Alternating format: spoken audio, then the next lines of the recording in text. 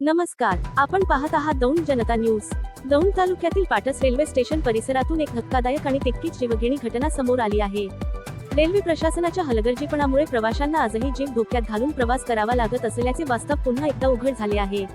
आज सकाळी Patas railway station परिसरात एक महिला रेल्वे रूळ ओलांडत असताना अचानक मालगाडी सुरू झाली। क्षणभरासाठी परिसरात एकच गोंधळ उडाला आणि स्वतःचा जीव वाचवण्यासाठी त्या महिलेला अक्षरशः मालगाडीखाली झोपावे लागले। सुदैवाने मोठी दुर्घटना टळली, मात्र या थरारक घटनेने प्रवाशांच्या सुरक्षेचा प्रश्न पुन्हा ऐरणीवर आला आहे।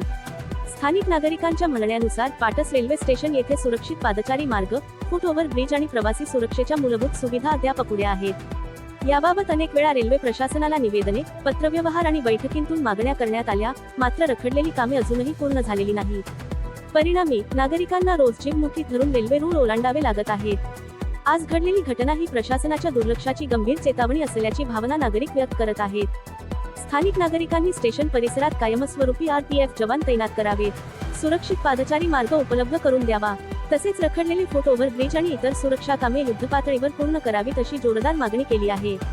काम मंजूर होऊनही वेळेत पूर्ण होत नसेल आणि निष्काळजीपणामुळे एखाद्याचा जीव गेला तर जबाबदार कोण, असा संतप्त सवाल आता नागरिकांकडून उपस्थित केला जात आहे।